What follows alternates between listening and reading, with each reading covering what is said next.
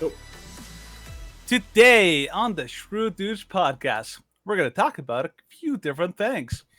First of all, gotta love Italy. Not only is it land of beautiful beaches, beautiful women, but those women are definitely not going to be trannies. It's a good day for Italy. In some other news, climate protesters are out again, but guess what? We're getting some revenge. We're going to want to see what some of the amazing, beautiful people out there are doing for that. Some cultural news. The Barbie movie has completely bamboozled everyone and fooled everyone to thinking it's like a wholesome family movie. And turns out it is a feminist, like dogpile. Freed. Yeah, it is terrible. And then finally, in some Canadian news, of course, we're going to talk about a Toronto principal who was mobbed after a false accusation of racism. And Trudeau has done it again. He just keeps getting worse and worse. And now he's getting some recognition for it. We're going to cover some of this and so much more on this week's episode of the Shrewd Dudes podcast.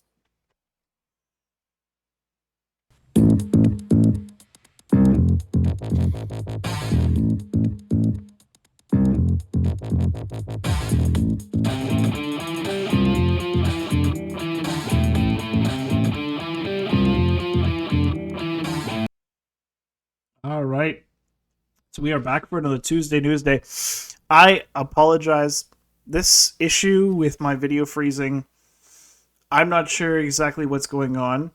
I'm just going to say right now, never, ever, if you are thinking of getting into streaming, if you are thinking of getting into marketing, do not, for the life of you, do not choose XSplit products. XSplit, it's marketed as this amazing thing. Yep. And I pay for the premium service, and the premium service right now is giving me an ad. It's shutting down my video every 5 minutes and giving me an ad. So yeah, I'm gonna have to buy a dedicated webcam because this is garbage. It's a rant, and it's not even the rant of the week yet. No, it's not even the rant of the week because I would literally have to go here. This is how I'm fixing my webcam. Every 5 minutes, I'm going through. I'm picking up my microphone. I'm exiting out of this ad that they are making me watch, even though I pay $15 for this. Mm-hmm. And then it resets my camera. Oh, it doesn't even to go back to normal. Dang, that is just stupid, man. Mm-hmm. Well, now it's not even resetting my camera. Oh, now it is. Now it's resetting my camera. Oh, no. You're back. We can see your beautiful face. That beautiful mugshot. There we go. My goodness. That's shameful. Mm-hmm. Shameful. So, that's just the way it is. Mm-hmm. But yes, never ever buy XSplit products. For the life of you. They are truly, truly awful. Anytime you try to replace something that's iconic, I know. I always try and buy decent stuff. Mm-hmm. And then I'm just like, oh, it's working. No, it's not. It's truly terrible. It's like you thought oh, I'm going to switch over from Twitter to Threads. This will be so much better. And you're like, what the crap is this? And you're like, you have failed me so. Twitter. You have failed me, Threads. Failed. Mm-hmm. Oh, and now it's already freezing. So, oh, good. It's back. Anyways, so just kind of to have a brief rendition before we jump into the stories of Tuesday News Day. How was your weekend? Did you have anything interesting happen in the past couple days, Denny? Well, I can definitely cross another church off my list of churches to try out. So yeah. Just long story short, it's a lot more difficult than I thought to find a decent church out there. There just doesn't you think basic decent teaching would be fairly simple. Would fairly be fairly easy to do. It should be. It should be. Should be basic Christian, solid theological Christian principles. teaching. Yeah. And it's nope, can't do it. You can't even get through one service, man. Come on, you gotta make it through the one service. My goodness. Without your foibles. Without foibles. It's crazy. So yeah, so this sad. weekend, that's sad. This upcoming weekend, I'm gonna go on a hike with my buddy. I'm like, you know what? I'm gonna take a break because it's just it's. It gets so annoying. gets so annoying. It gets frustrating because you're like, I legitimately do want to find a church. Of course. It is tough not to find one. But the other thing I want to announce is that my wonderful friend, Angela Rodriguez, who's married to my friend Angel Rodriguez, they have officially had their first child today. Oh, they had their baby. That's great. Very exciting. Yeah. She just sent us pictures. The baby is doing well. Angie's doing well. Awesome. Obviously, there was a little bit of concerns, like, like is the baby going to be okay? Because there was concerns and complications about it. But here, I'll just put it on the camera here. I don't know if you can see it. Sorta, yeah. Things are looking well. Okay. That's right. Yep, they've made it through, and now it's just time to get the baby healthy and get recovered and congratulations to my friend. Indeed. The first person of our friend group that has officially had this specific friend group. Yeah, that specific that has had kids. Yeah, you're a part of a different club. Yep. Anyways, so that being said, any interesting that happened to me? I do have 2 interesting stories. Got to keep them under 10 minutes. Yes. So the first one, watching 3 streams at once. Wait, who's watching 3 streams at once? Apparently Conqueror was watching 3 streams at once, so I'm applauding him for his dedication, but yeah, I don't know if I have that. I think he's got it. He's got an AI mastery. Yeah, well, I guess I gotta monitor all the streams as well, just to keep going for chat. But so my parents went away and took my older 2 kids last week, and my grandfather stays with my parents. And so while he was staying and because he couldn't stay with my parents when they were going on holiday for last week, then my parents temporarily put him into a short-term care home. Which is okay, they're putting him in for 4 days. They have him full time, so it's like a puppy hotel. Yeah, he is in the short-term care home for under 12 hours. No, for under 24 hours. Okay. And within that 24 hours, apparently he found another old woman who has dementia, and he proposed to her. And I'm like, aren't you a player, Grandpa? Yeah, he did. I'm like, you are 89 years old. The womanizer. The womanizer. Like, hey, baby. Yeah, and apparently she said yes after 3 hours. So, dang. Just berating her? Just berating her? Record time. maybe he just kept asking her over and over, and then after enough time had passed, she forgot what he was asking, and she was like, "Oh yeah, sure, whatever." Oh yeah, whatever. I guess I'll do it. I guess yeah. That I don't really have a choice, so I guess I'll do it. Yeah, the captive audience. Didn't really have a choice. The nurse couldn't come pick her up. Yeah, so there was that, which I thought was funny, and something that was actually fairly annoying. You can't see it, but today I was working, and I was reaching into my bag to grab my headphones. Okay. And what do I find inside my bag when I reach for my headphones? A bee! In your bag? In my bag. And it stung me. Oh, it actually stung you? It stung me. And he's like, oh, that is time for revenge. And I was so pissed. Reaching inside my bag, and I pull out, and I'm like, ah! And my coworkers are like, what happened? I'm like, that was a bee in my bag. It was just waiting for its moment, and it finally had the victory. Yeah. Oh. And so it stung you, and does that also mean that it died? It curled up pretty quick after that, so I don't know whether it officially died, but we'll see. It's gone forever. It's gone forever. So you know what? It was worth it to get his revenge. Revenge for what? For locking it inside of your bag. So poor bee's like, how long will I be in here? How long? And you're the bag wasn't fully shut. I think it just crawled inside my bag and then decided to figure out what was inside there. And sure, that's That's exactly what a kidnapper would say. Be like, I didn't force him in the room. He just kind of found his way in there. And he just I don't know how he got in retaliated there. against me for kidnapping him for no Then reason. he tried to like attack me with like a metal bar. I'm like, I'm the victim here. Seriously, I'm the victim. I am. See, so, again, spoken like a true kidnapper. A bee-napper. You're a bee-napper. Okay, sure. A bee-napper. You're not even an A-napper. You're a bee-napper. Yeah. You're a second-rate napper.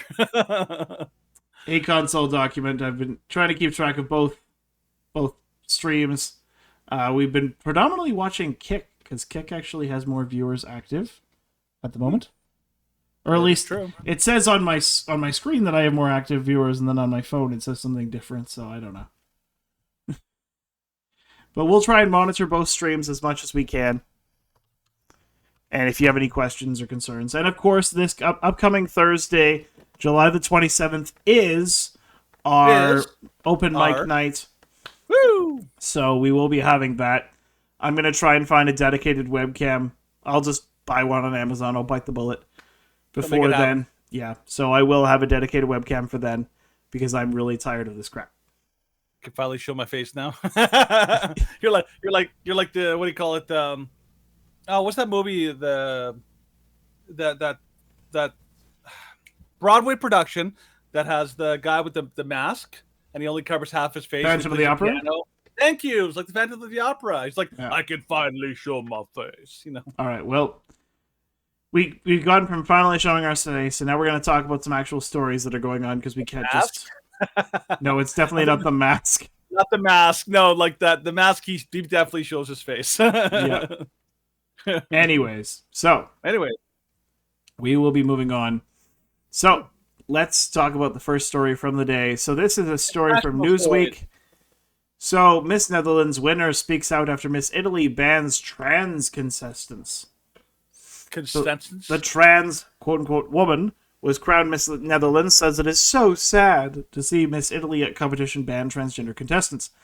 Ricky Valerie Collet won the Miss Netherland competition in early July, making him the first transgender person to win the competition. He also qualified to be the second trans person to just participate in December's Miss Universe competition. Since Collet's victory, the Miss Italy competition has confirmed that it will not be having any transgender participants this year after banning them from competing. The Dutch trailblazing participant, Collet, has spoken out about his disappointment at his European neighbor's decision. Of course they have. This is so sad. Sharing a link to the news about Miss Italy, instead of moving forward, it seems we're only moving further back. Yes, moving further back towards decency. Towards reality. Spotlight-stealing scumbag. The funny thing about this person is that not only, like, yes, it's not a surprise that they won. I mean, it's like you put somebody who is like an extremely provocative, like, person like a transgender. Everyone's like, whoa, we can't say nothing bad. Of course you're going to win. But at least put somebody who's believable. Like, at least, like, this person is not, like, they're no Blair White. They're not even remotely, they're not even making it well. They're just a skin and bones kind of toothpick with like buck teeth, and it's like, oh my gosh, it's like can you make it any more obvious that this was like not like a legitimate winner, but like basically a token winner? Like it's crazy. So good on Italy. I'm glad Italy has everyone's criticizing Italy because they have a conservative, like not just a right wing government, but a conservative government that is actually taking pains to put out conservative policies, which is amazing. And I was hearing today, I think it was Michael Knowles. He said that it obviously has their conservative government. Spain looks like they're going to get a conservative government, which would be the first conservative government since Franco from World War II. Then Germany's looking like they may be heading towards a fairly conservative government. Sweden already has one. So I'm like, you know what? It sounds like the return of like sanity, like literally the return of sanity coming back. So I'm like, I'm looking forward to it, man. I'm hoping for some sanity to return to our conversations. Let's do it. Make it happen. Yep. Indeed, let's make it happen. But that's not all we're going to talk about today. There are some places where sanity is maybe falling by the wayside. So let's talk about Italy. So over half of Israelis are scared of a civil war. Majority of Israelis polled are interested in the return to talks on the judicial reform. So 56% are concerned about a civil war breaking out amid the social and political crisis surrounding the government's judicial reform plan, according to a poll published by Channel 13. Only 39% of respondents said they were not concerned about a civil war. 9% said they were unsure. Likud, I don't know if this is liked, if it's just a spelling error, or if I'm just going to go with it that it was intentional. Likud. No, it sounds like Likud. Likud, like the name of the party. Okay, voters who were polled said they were less concerned about a civil war, with only 37% expressing such concerns, while 56% said they were not concerned. So most Israelis want a renewal of reform negotiations, found that they want a return to talks and judicial reform. So I'm not super informed on a lot of this. I can give it you is a just quick interesting recap. That over half are concerned. Would you like a Sure, quick recap? like Because 2 I minutes. remember. No, not even 2 minutes. It's super Okay. fast. I listened to Ben Shapiro talk about what's going on there, and I mean, he's kind of like I would say like he's pretty as close to an expert as you can get, because not only is he Jewish, he's like legitimately like very, very proudly Jewish, and he knows about this political stuff. Mhm. He basically said that the issue is that right now in Israel, the courts can, like, if you're the government and you pass a law of any kind, the courts apparently can say, nope, we don't think that law is reasonable. Struck down. We don't like that law. Struck down. Like literally, they have veto power. Yeah. Like imagine a court that has complete and total veto power. And then on top of that, the courts, you know how the court gets elected, like the Supreme Court in Israel gets elected, Stephen? Do you have any idea? In Israel? Yeah, in Israel. How did the courts how did justices get appointed to the Supreme Court? Take a wild guess. I'm guessing presidential nomination? No, they nominate themselves. They nominate their own replacements. Oh.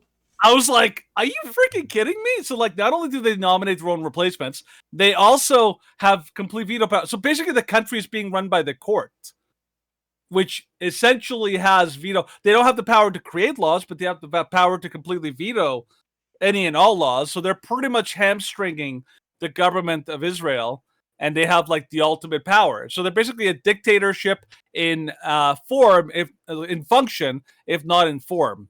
Yeah. So it's crazy in Israel. Like I heard that, I was like, that is nuts.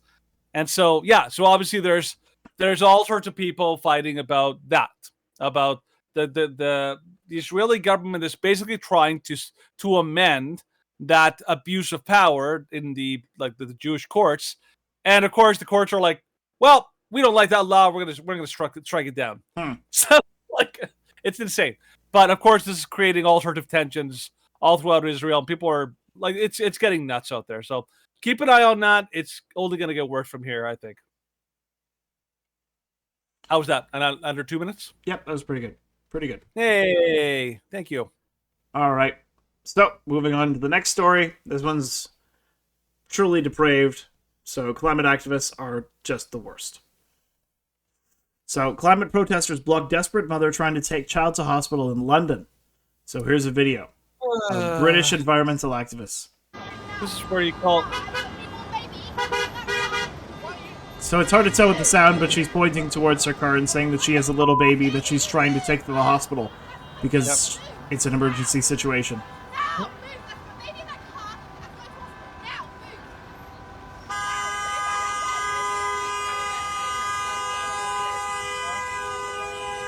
Like, she's not even in the front seat, she's in the back trying to take care of their baby. And these people just do not care.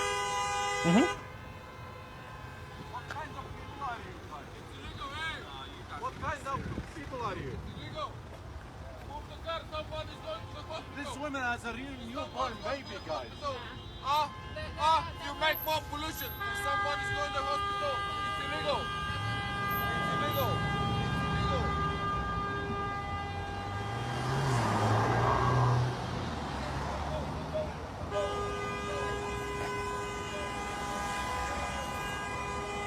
Unbelievable. Yep. Just won't move. By the way, give us your take on that, Steve. Oh, like it's totally normal for climate protesters. It's shameful by any other standard. Yep. But for climate protesters, for leftist activists, this is totally within their normal. Yep. And I'm with Conquer Worm that if this is a medical emergency, as she is saying it is, then run them over. It may not be like completely PC, but if you're truly experiencing a medical emergency and they're blocking your access to life-saving medical care, then run them over. Yep. And you are totally morally justified in doing so. Because you as a parent you should be doing this. You should be taking whatever steps are necessary to protect and preserve the life of your child. And if they are in your way, then so be it. They chose it. I think that I think there's a couple of things that I want to add to the story. Like, the reason why these people get away with this is because they're getting protection from the authorities. So again, like we always say, like every police officer, every police force has to be evaluated on their own merits. But everywhere I've heard that these protesters basically get completely ignored. Like the police literally have a hands-off approach. And the only time the police actually intervene is when people try to like to interact with them. When people try to pull them off the road or something like that, that's when they intervene. Mm-hmm. And so they're creating, the police and the people in charge are creating this issue. Like, this issue would go away very quickly if every one of those people, the second that they start these protests, they're run off, they're grabbed by the police, arrested, off to jail, and face very severe penalties. I would actually have a little bit of respect for these people if they actually face legitimate consequences. But they don't. They never face anything even remotely serious, and they're allowed to basically go run wild. Okay, the second thing I want to point out is that do you remember the freedom protest here in Canada in 2022, Stephen? Yep. And also the border blockades, okay? What was the number one criticism that was always levied at the Freedom Convoy in Ottawa, at the Coutts blockade, and at the border blockade in Windsor? The number one criticism that they always said is well, you're blocking emergency vehicles, right? But they never did. And they were clearly very cognizant of that, and they were actually trying to make sure that anybody who had an emergency was not blocked. Okay? Well, yeah, and there was a video of an ambulance going through, and they split like the Red Sea. Yes, they did. Not even an attempt. This is the difference between left and there is no equivalency between left-wing and right-wing protests. Left-wing protests say, I don't give a rat's ass about anybody else but myself, and I will completely and totally make people's lives an absolute living hell. I don't care. You can suffer for my cause. Right-wing protests are actually they're actually courteous, and they actually take into account people around them, and they try to try to be somewhat thoughtful about the people around them. In Ottawa, when they put the injunction against honking, guess what? They complied. Because they're not nut jobs, and they actually went around, picked up garbage, they cleaned the streets, they picked up after themselves. Just look at any left-wing protests and how they treat the environment and how they basically do this thing. So unbelievable. Again, it's shameful. I do expect that there will come a day, and I'm thinking that there may have already been an issue like this, where people who are just pissed off will basically go up to these idiots and they will clock them in the face. And and to be fair, these people kind of deserve it. They do. Oh, they do. There is nothing but selfishness. This is not, and again, they don't care if it's popular or not. So this is why this next video is so satisfying. Because these people are legitimately immoral monsters. Yeah. So this is the same group which prevented that woman from accessing the hospital. Just Stop Oil got a taste of their own medicine when pranksters tied alarms to balloon to interrupt their banquet. So I'm going to start the video probably about 20 seconds in. Team. Good luck, boys.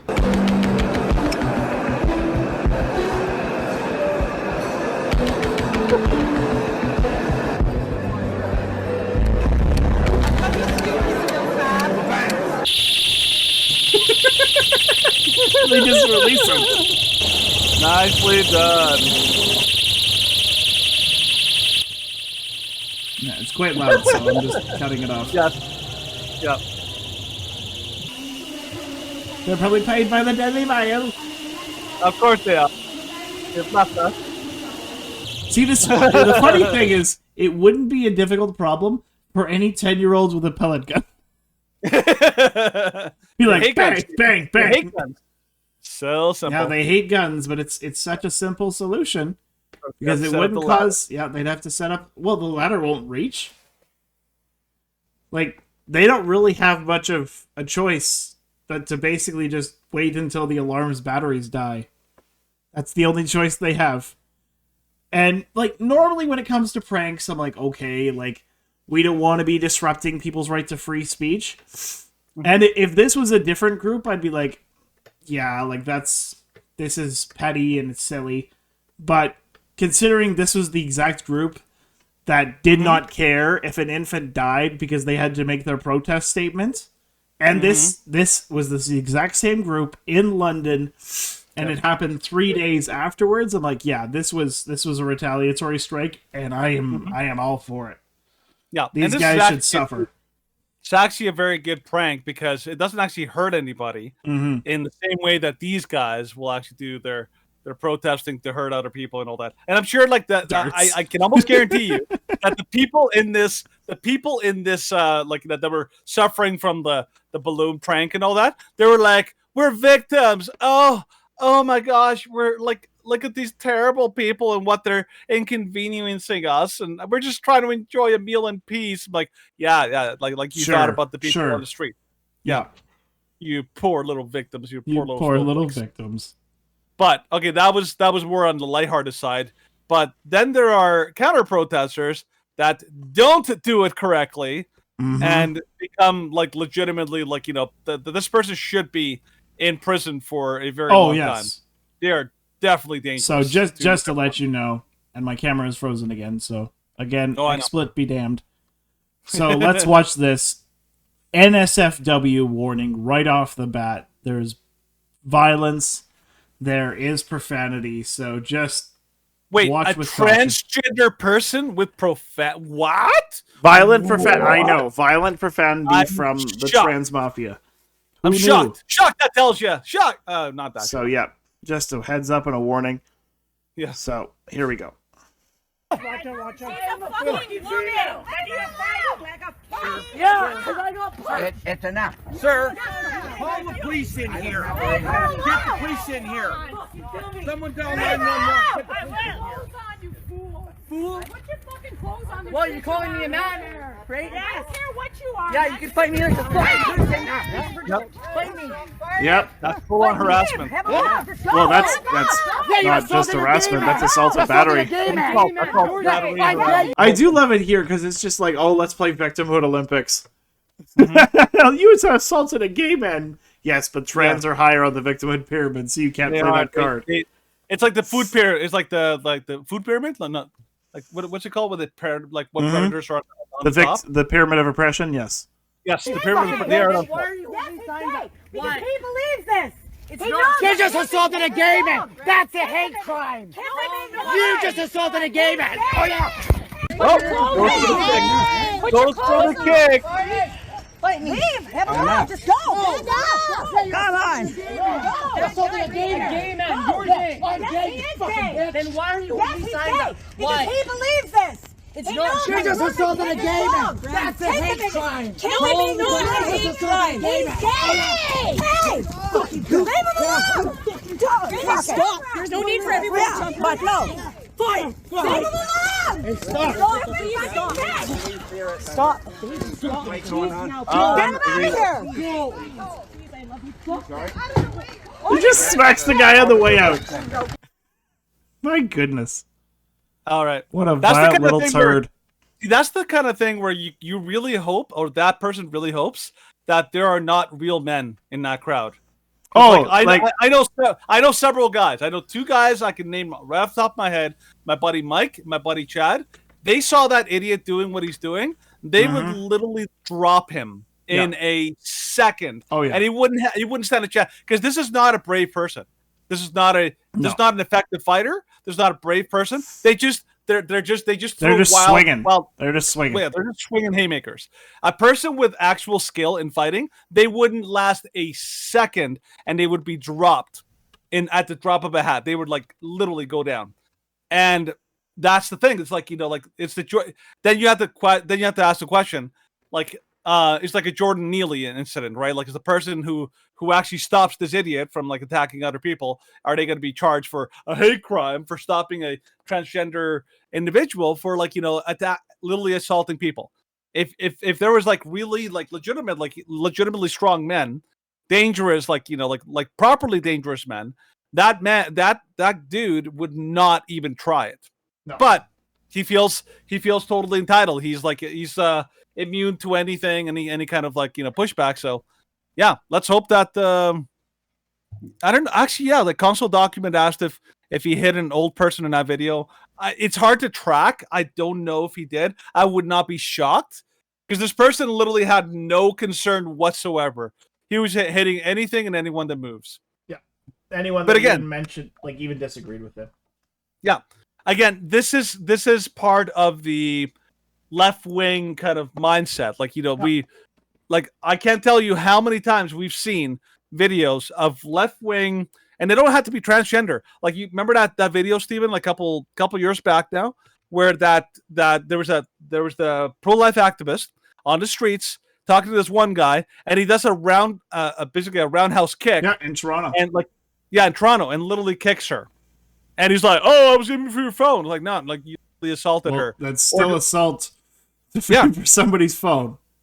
Or you talk about the what was the transgender guy in Vancouver that was Kian Bexley went to confront him, and he kept like charging and attacking him and throwing things at him. Like, he's legitimately a violent individual. These are dangerous people. They should not be allowed in general public, and they actually should basically be hit with some very serious like conditions. Like, if they put on bail conditions, they should be like, you are not allowed to go out in public because you are a danger to the public and you should not be out there. Yeah, it's crazy. Yeah. Outfit. Yeah, no, I wouldn't be sure. I wouldn't be surprised. These people, they don't have any respect. They have no honor.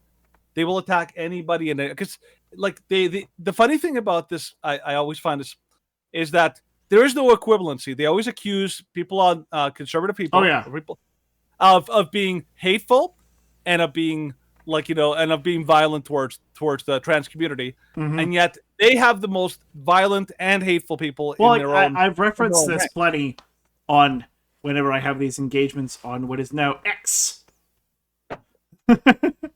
But they're like, oh, yeah. So yeah, I don't know what a tweet is now. I think it's still called a tweet for now. They were joking about it to the on Timcast. They're like, you X'd it. Yeah, we X'd it out, so. Gretchen, stop trying to make X a thing. It's not a thing. X is apparently, well, it's already a thing, so it's just going to be a bigger thing. So, but whenever I talk about this, I'm like, okay, can you name any incident where right-wingers or conservatives violently attacks members, any member of the LGBTQ? But also violently attacked a member of the LGBT and unprovoked. Yes, unprovoked. That would be the key. And then, of course, they have nothing. And then when I'm like, okay, well, I can point you like 7, I think now I can point 12 examples since January. Not even hard. Of violent LGBTQ, mainly trans people, who are attacking... Give me three. Calgary, punching the person punching the guy in the face. Cop laughed it off. Vancouver, punching Billboard Chris in the face repeatedly. Amen. And the cop said that he was deserving of it because his mere presence was intimidating and threatening. And the third one, I'll say this one, but there's also incidents with Josh Alexander in Calgary. Yep. And I think, well, that was just the incident with him and Josh Alexander in Calgary. There was also a Josh Alexander incident where he was attacked in Ottawa. And then we talk about the Ottawa protest that happened a few weeks ago where a violent queer person basically pulled on this woman's hair and like dragged her to the ground. And then they tried to claim victimhood when this woman's husband beat the tar out of them. And they're like, her husband attacked me. It's like, yes, because you were pulling her hair and dragging her to the ground. And so, you know, he was doing the proper thing to defend his wife. Yeah, absolutely. That's what you should be doing.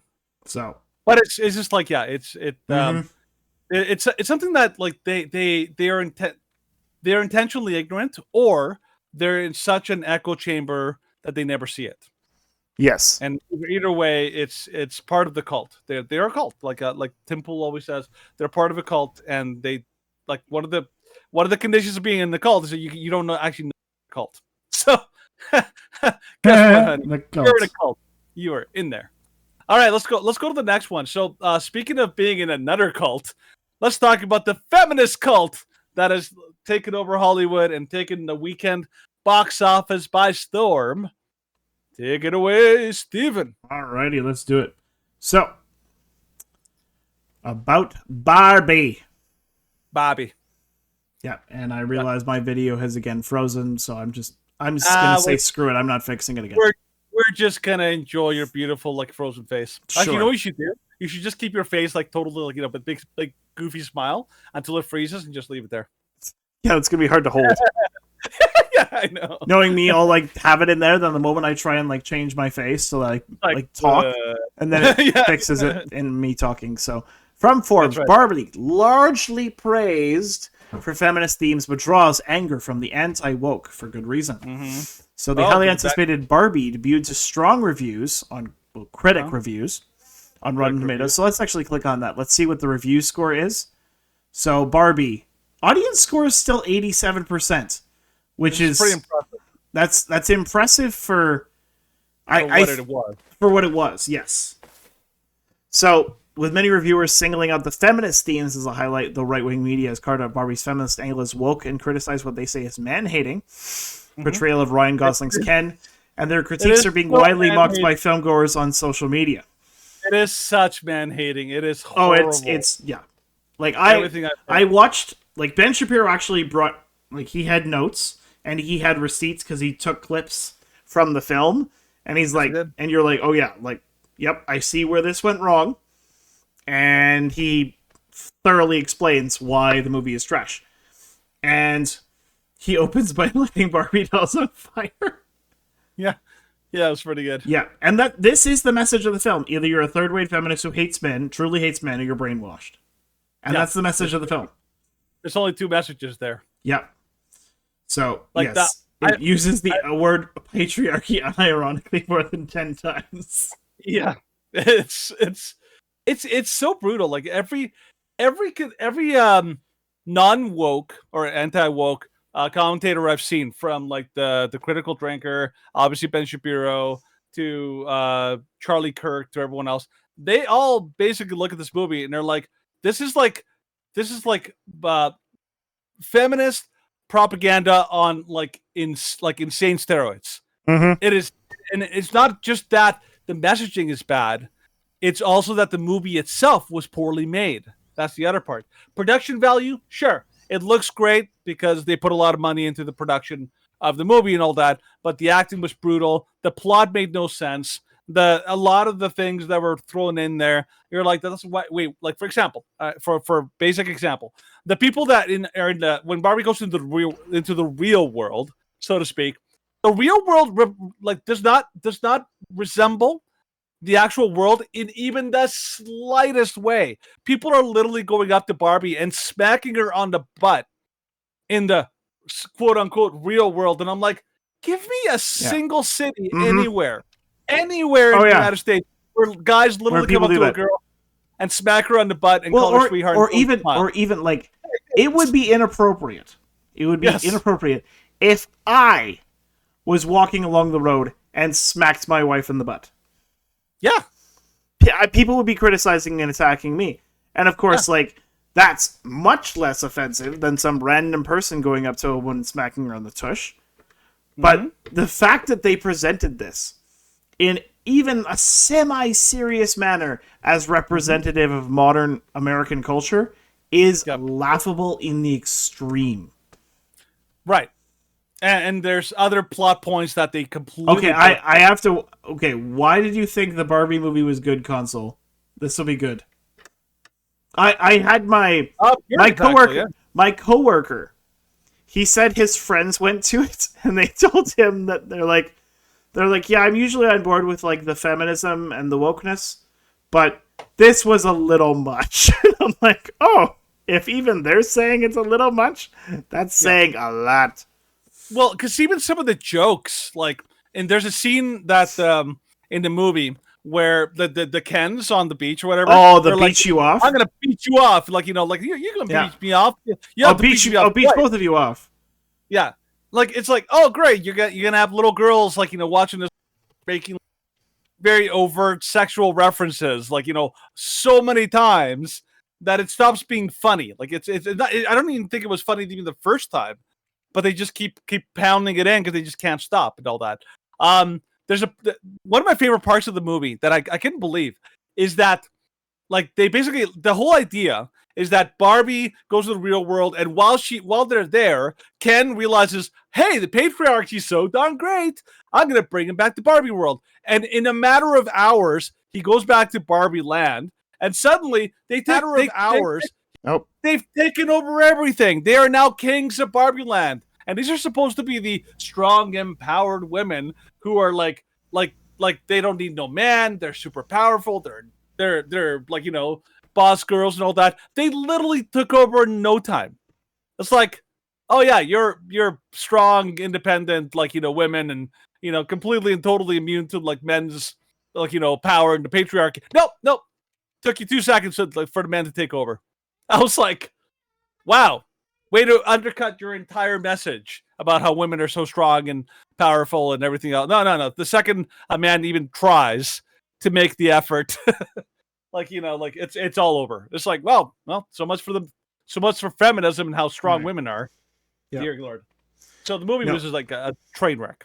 Yeah, I did figure out how to change the title. So the title of so Kick is a little more awkward to use in terms of streaming than Twitch. So yeah, apparently our title was just chatting and my first stream. So right. So you basically have to find a way to document. So your entire argument was because Margot Robbie looked cute in the tight outfit. That was why the reason. Margot Robbie is not unattractive. Console document is full on like straight into like the patriarchy. Is like she looks cute. You should ask her to smile. Right. I actually will disagree with you. Cause 222 the first time set. So welcome to the stream. Thank you. So he said it's kind of ironic that Barbie the brand is trying to be feminist because Barbie for the last 30 years was essentially being the hot trophy wife. Barbie the brand was not trying to be the trophy wife.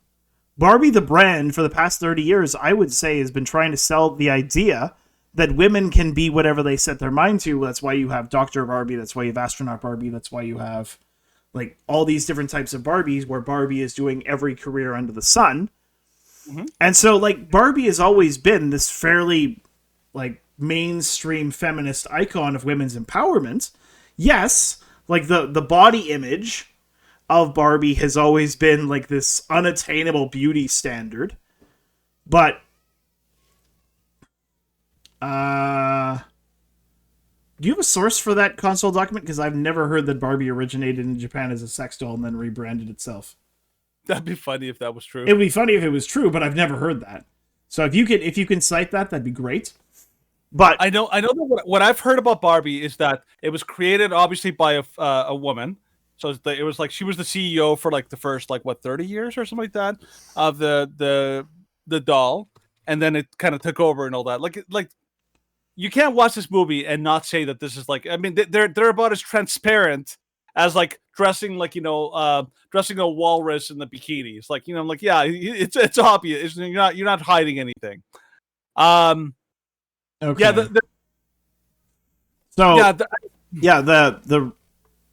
The real story of Barbie. So Barbie is of course not based on a real person. Barbie was so the creator of Barbie was somebody named Ruth Handler, and she was named after Handler's daughter, who was named Barbara. So I'd say I don't think that there is a real kind of reference. Yeah.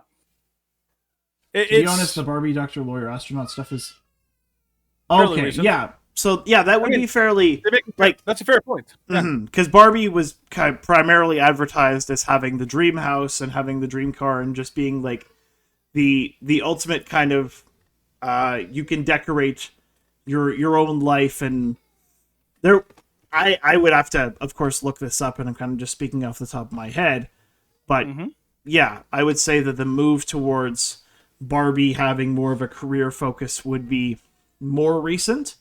Way more recent, yeah. But here's the thing. Like the idea, okay, was it bad that the original Barbie was like primarily like like all the stuff was at home? Yes, but that's not the idea that that's a bad thing is not true, because little girls why do they play house? Why do they like play with dolls? Why do they want to pretend to be mommies? So of course a little girl will play mommy because they want to emulate what they see in their real life, which is, hey, I'm looking at my mom. I aspire to be like my mommy, so they try to pretend to be mommies. You don't even have to teach them this. My nieces, when they were little girls, they did it without even prompting. They just pretended to be mommy and daddy and all that. This is why boys instinctively want to play like battle. They have dinosaurs. The dinosaurs are attacking each other. They have like soldiers. The soldiers are attacking each other. This is like hardwired. What Barbie did is they actually made a toy that appealed to reality, which is what girls tend to do when they play with dolls. They want to pretend to be at home and be a hell, because little girls, a little like 6, 7, 8-year-old girl, they don't understand what the real world, but they don't have a concept of what the business world is like. They don't have a concept about all these external things. They have a concept of their own world. So they market the girls who are actually they want to emulate what they see. Yeah. Okay. It's only in the recent past that now Barbie is more of a propaganda like tool that they're trying to like instill into little girls. No. You don't want to be a mommy. You want to be out in the corporate world. You want to climb the corporate ladder. You want to work in an office. That's empowerment. It's like, yeah, that's more like an artificial attempt to try to indoctrinate little girls into what they're supposed to do. That's why. That's what like it's the feminism that's only leaked in the last a couple decades or something like that, because that's now become the norm or something like that. But it's always external. It's never organic. It's never because girls are clamoring for it. It's because they're trying to force it rather than like following the crowd in the market. That's basically what's going on with the Barbie story. So I don't know, Steve. Do you want to do you have any more to say, or do you want to move on to the next? No, let's move on to the next. Let's move on to the next one because it's related. Yes, and this is going to be cultural war stuff here for a few years. So take it away. So for Sound of Freedom, Thunder's passed 100 million at the box office and edges out Tom Cruise's Mission Impossible on Wednesday, despite being dismissed as a QAnon conspiracy fodder. Two amazing accomplishments for Sound of Freedom. They actually made more money in their third weekend than they did in their first, if you can believe that. Wow, that is impressive. Isn't that impressive? Like, what movie makes more money in the third week than they do in like the first week? Like, it's amazing, and the fact that they beat Mission Impossible is downright phenomenal. And I'm not sure what happened, but the Shrew dudes stream. Oh, what? Oh no, okay, maybe it's still going. For some reason, like it kind of cut out. I wasn't sure why. No, I think it's just my camera. Okay. So so tell us. So basically, like they've done great. They've obviously they're beating other they were third place. So obviously behind Barbie and behind what's it called? What's the other one? They're called Oppenheimer. Yeah. Which apparently that one I've heard a lot of good things. So if you want to choose between Barbie and Oppenheimer, definitely Oppenheimer. By the way, a lot of people just thing I'll say about the Barbie movie before we head on is I wanted to say this before is that their marketing department they literally pulled a rabbit out of their hat. They hid the true nature of this movie so effectively that people came into the movie and they had no idea that the feminist messaging was going to be hit them in the face. So part of the reason why it's successful is because the marketing department managed to hide what it was truly about. Because if people had actually known what it was going to be, I do not think they would have had the weekend that they had. No, which is pretty impressive. I'm like, holy crap! They hid what a giant dumpster fire of a movie this was going to be. Like, I mean, you got to give credit where credit is due. That's impressive. To have kind of the bait and switch, to have the entire film be presented as this, okay, like this is going to be a mom and like they presented the film as this, this is the children's movie which you never got as a kid. This is the nostalgia of having a Barbie movie. Yeah. And then of course when people went to it, it was like, oh, this is not a film about nostalgia. This is a film about fascism and patriarchy and what? And like I'm surprised that there wasn't more people. Like I'm sure there was a few people who walked out of the film, but I'm surprised there wasn't mass walkouts because people brought their like preteen girls. If I had my girls and we went to the Barbie movie and I heard the Kens saying, "Oh yeah, we're just gonna beat each other off," I'd be like, "Go screw yourselves. I'm done." Gone. Yep, gone. Leave the theater immediately. Yep. I would not be shocked if a lot of theaters had people leaving. I would not be shocked. That would not surprise me at all. Yeah. But here's the thing. Barbie movie, like they're obviously covering for it. They're trying to pretend like, these conservatives, they're just clutching their pearls and talking about how how terrible it is and everyone's mocking them online, which is this is part of the culture war. But then you have places like Vox making up completely and totally nonsensical and downright like full on blatant lying through your teeth articles like this one that is just phenomenal that they think that they can get away with making these kind of articles. Did you actually read the article, Stephen? The Vox? The Vox article? No, I haven't read it, but I've read similar ones. So let's just read this from Vox. So this is an older article, but it's worth reading. Yeah. So, Sound of Freedom wants to raise awareness about child sex trafficking. Here's what it's really doing. So this is the Wayback Machine. It's a very helpful device. So this is what it was written as of July 14th, which was, of course, 11 days ago. So usually when the cultural war comes to the movies in the form of conservative backlash to films they perceive as too liberal, which is exactly what happened with Barbie because it was too liberal. Increasingly, however, conservative filmmakers, often working outside of Hollywood's studio system, are grabbing the spotlight with unexpected hits. Some packed with ideology and tinged with hallmarks of the modern right-wing worldview, moral panic, hints of vast leftist conspiracies, and a sense of persecution. So, but yeah, if you look down, go down to that title there. It's a hype machine, right? So they have this one quote there. They said it's a hype machine that's not just a hype machine, but a patriotic, perhaps even divinely mandated responsibility. In other words, they keep trying to throw the accusation that this is a religious movie as like almost like a slur, and then also that this movie is basically just basically it's hyperbole. That's the first thing that they try to accuse the movie of, and then they're basically using emotional manipulation to try to get people outside of it. It's just the people who make these articles are so incredibly just slimy.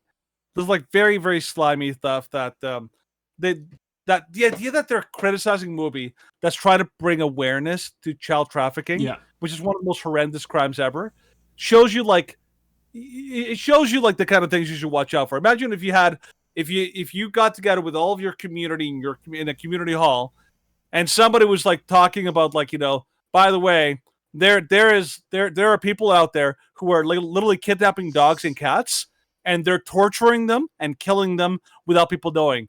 And if you suddenly have somebody out there who's basically saying oh, well, that's just conspiracy theories, and like, you know, those that you're just imagining things, and like you're totally overhyping it, and like everyone would look over at that person and be like, "You're crazy." We're gonna look in your garage in your basement, brother, because what's going on, man? You're protesting this a little too much, you know, like that kind of thing. So the fact that they're protesting such a obvious, like, you know, thing that everyone should get behind should make you really pause and wonder about these people. So, by the way, this has been like happening all across like media. They're trying to smear Sound of Freedom. Hollywood is basically morally bankrupt, and you should never listen to any of their articles that they come up with. But, anyways, let's move on to the next part. So, going on to the culture war stuff. Here's something that I found interesting. So, two examples we're going to bring up. First of all, we're going to give you a little bit of an update. So, Budweiser has been and continues to be the most incredible and successful boycott in conservative history. It is unbelievable, and this is a little bit of an update on what's going on with Bud Light. This is a cause of celebration for the conservative movement. So take us into that, Stephen. Okay, so Miller Lite tops Bud Light at bars and restaurants according to guest ordering data. Oh, it's not just that; it goes on. Yeah. So Miller Lite takes lead on-premise. Our on-premise ordering data shows the domestic beer brands are reaping the most benefit from the Bud Light fallout, while Modelo has been widely reported as the new king of beers. Union data reveals that guests are now spending more on Miller Lite than Bud Light, and on-premise accounts Miller Lite sales are up nearly 21% in the 3-month period ending in June 30th. And the Brewers Association estimates that 15 to 18% of beer by volume is sold on-premise. The full-year data shows Bud Light still leads on-premise beer sales, both by dollar and unit sales, based on 12-month data ending on June 30th, but the past 3 months ending June 30th show ripple effects across the industry. So look at, like, Bud Light is down number 4 in terms of, like, beer brands sold at, like, bars and, like, you know, restaurants. Yeah. It's number 4. Minus 34% growth rate. It is insane. So this is what a very successful conservative boycott has done to one of the top like beer brands for like decades. It's now like 4th in terms of like, you know, and it's probably going to go down even further. Dos Equis and Corona are right behind. So I'm like, good luck, Bud Light. Yeah. So just answering a quick question. So from costs, we are from Alberta. Yes, we are. So no, absolutely. Yeah. It's the overturn. Look, you don't have to be conservative to protest it.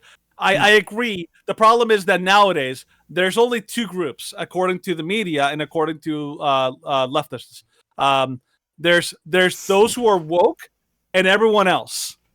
Everyone who's not woke is basically like that includes like classical libertarians, disaffected liberals, people who used to support like the Liberal Party of Canada, but are not on board with all the woke. They're considered to be like right wing. They basically call anybody right wing who disagrees with the woke cult. Yep. So when I say like conservative, I'm using it as more of a broad spectrum, term, very, very big umbrella term that covers a lot of different people, not just like right wing conservatives. So it's crazy. But like, okay, so let's contrast that with what happened with Jason Aldean. So we talked about this last week, but here's a little bit of an update. So the update is Jason Aldean, like we covered last Thursday. Jason Aldean, they tried to cancel him, which, like we've said, when the left-wing cancel mob, it's basically a modern-day repackaged struggle session. Okay? And the number one rule about struggle sessions, you never, ever, ever apologize to the mob. Ever. That is the number one rule. Jason Aldean, all credit to him. He has not backed down, and he has not apologized. And his wife is just as good. And so, as a result, this man has pretty much given you the blueprint of how to completely and totally not only survive, but literally win against an attempted cancel, which is what the left tried to do. Okay? They accused him of everything. These are all fake crimes. They're not real. The idea that he's like, oh, he's calling for like, genocide of black people. He's calling for lynching. He's calling all of these are fake crimes. They're there's Total no garbage. basis to them. They're total garbage. He did it amazing, and now he's got the #1 song, or like country song on iTunes, and #1 in a lot of different places too. So they tried to cancel him. This guy is absolutely the boss. He has totally overcome. So I love what some people said about this. They said, what happens when conservatives boycott like something or someone? Like Budweiser, it dies as a brand. And Disney loses $800 million. And what happens when the left tries to like boycott a right wing kind of person? Like they basically like get rewarded. Yeah. They shoot up to #1. And Senator Freedom makes like, what is it? They were like a 10 million production. Yeah. And now they're 10 times that. So. Mm-hmm. Oh, by the way, I want to just really quick. COS 223. I think you're right. I think that everyone across the spectrum, even NDP people I've talked to, I've talked to NDP supporters that literally cannot stand Justin Trudeau at all. Like they think he is the worst. I remember there's this one commentator on YouTube. He's great. He analyzes political parties and like the bit things and all that. And one of the things he said, I was like really impressed. He considers himself historically a liberal, but he's like it's not odd that he doesn't support the Liberal Party of Canada, because the Liberal Party of Canada is not what it was under John Chrétien. It is a completely different party. All of the values, all of the things that they used to believe in, all that kind of stuff, gone. They are not the same party. So when they say liberal, it's liberal in name only, but it is not a lino. The linos. Yeah, exactly. That is funny. So the Liberal Party is not the same. It is not. It's now a completely different beast. It is hyper extreme far left woke insanity. They do not care about people. They do not care about mankind. They only care about forcing by force of a gun upon the entire Canadian populace policies that are actually hurting and in some cases killing people. So I agree. You don't have to be like a conservative to dislike or to even hate Justin Trudeau. I would even say this: if you're technically a liberal supporter, I would say I actually hope that your party gets a leader that actually reflects the liberal position, which is not what Justin Trudeau is. He is a con artist. He's a fraud. He's a scam, and he basically hijacked the party and turned it into his own beast. So, yeah, I agree with you. Yep. Justin Trudeau, anyone can disagree with him, not just like conservatives. All right, so that's some culture war. Here's some final stories. We could cover these really quick here, Stephen, just so we can get to the final stories. Yes. But this one was interesting. New York Post. This is the future, by the way.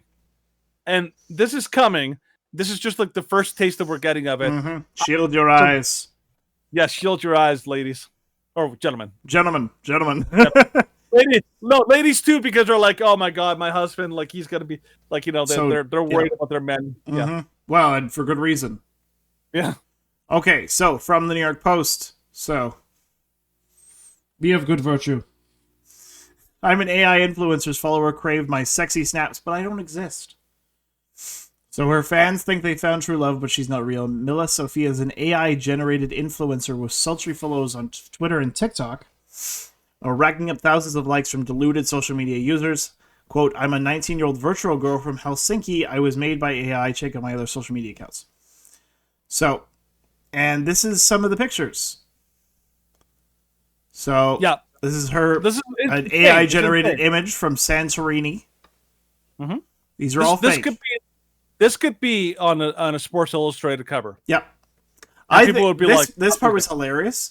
Proudly representing women in the workforce, and she's wearing a hard hat and basically just barely covering coveralls. And then the next one, she says, what is this? Work is hard. I have to reduce my clothes. It's like, no. No, you don't. That's not how that works. But yeah, apparently a lot of people still they either know she's fake and they're just like simping, or they're thoroughly onto this bandwagon and they say things like, "Can I work with you if you need an extra hand? Go working, girl." So, and her TikTok has over 80,000 followers. Oh, buddy, read Cos 223's comment. Sure. I'd plug my... Oh my gosh. You Woohoo! have to say it. That was good. That was I credit where credit is due. That is a good joke. Yeah. I'd plug my USB in her. But yes, you would. If she was real... Comment of the night right there. Comment of the night. It's a little scary, but upload a virus. Oof, oh boy. Well done. Well done. I've uploaded plenty of viruses. Yep. But here's the thing. Like, you know, in the world of AI, we're heading towards a world where we're gonna get incredibly sophisticated, photorealistic, like people, fake people, that are gonna be basically like, you know, fully automated. You're gonna be able to have full conversations with an AI bot that's gonna look like a real person. You might even be able to customize them and make them look however you want, which there's some very serious like, you know, ethical concerns about that. Number one, you could actually plug in like your favorite celebrity and make them into like, you know, make a porn video. They're already starting to do that. They're already starting to make porn that uses like famous people and making them like, you know, do like all sorts of sex acts and all that, which is only going to fuel the porn industry and porn addictions. But even worse than that, here's one of the things that are scary, truly scary, is that in the coming years, it is going to be insanely easy for anybody, even like a little like teenage boy, to basically take video or pictures of somebody they know, like a girl in their math class, and literally make a porn video with their face on it. And it's not even going to be hard. The computer, the AI will do it for you, and porn sites will be incentivized to do it. And then you're going to suddenly see your sisters, your nieces, your girlfriend or wife, and suddenly there's going to be like videos, porn videos of them online that they never consented to. Like, if you think like, you know, revenge porn and all that kind of stuff was bad before, it is going to be a whole new world now. And it's truly scary. Like, the things that they're going to do with this kind of stuff, it's going to be unbelievable, right? So, yeah. So I'm hoping that, like, it looks like it's going to be the Wild West, and it's going to be a long time before any kind of protections of any kind are made, because this is uncharted territory. It is. It's going to be crazy, and a lot of people are going to be like, "Oh, happy to do it," never counting the consequences or the costs of what is the actual cost of these things that they're going to do. So watch out for that. Another quick note, unless you want to mention something else on this, Stephen. Nope, not on that one. Okay. Another quick note is let's talk about, make a quick note about Bronny James and what happened to him. Yeah. This is another culture thing. Keep an eye on this incident. Yes. So Bronny James, I'm going to just say straight off the bat, that is a stupid name. Is it like LeBron Jr. and did he just call himself Bronny for short? No, like did he actually call him Bronny? He called him Bronny. Oh my gosh! Imagine like you being like, you're Steven, you call your kid you know, Evie or Eve, Fenny or Fenny. Yeah, Fenny, yeah, or something like that. I'm like, it's almost like a little some of them make somewhat sense. Like if my name was Johnny, because my dad's name is John, like that one sort of makes sense. But if you're talking about someone like say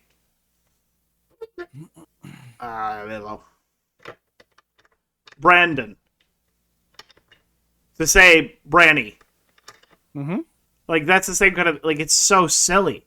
It's just like, I want you to be named after me because I'm important and my legacy, I want my legacy to live on, instead of like you to be your own person and I want you to develop your own skills and your own lifestyle. No. I want everything to be revolving around me.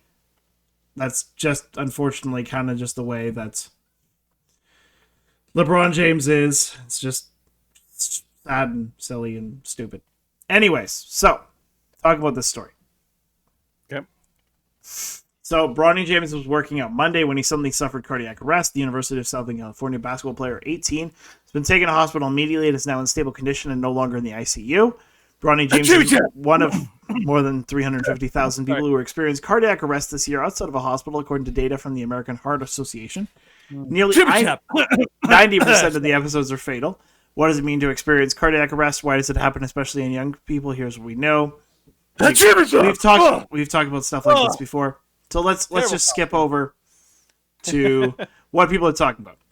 So, of course, it was trending with the shots, the COVID vaccine.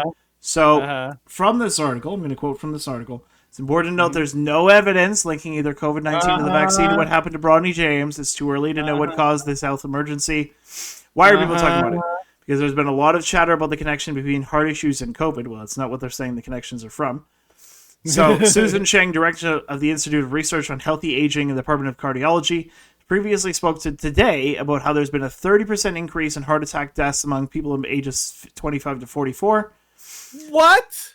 Yeah. There's like a massive increase in like these kind of things that never happen to young people, especially young, healthy people. Yeah. It's like, oh, nothing to see here, I'm going to directly address this part. One possible explanation, quote, from this article, is that COVID is linked to myocarditis. Studies have confirmed that overall myocarditis risks higher after a COVID infection, and the people recovered from myocarditis better than from infection, according to the CDC. This is categorically false. Lying.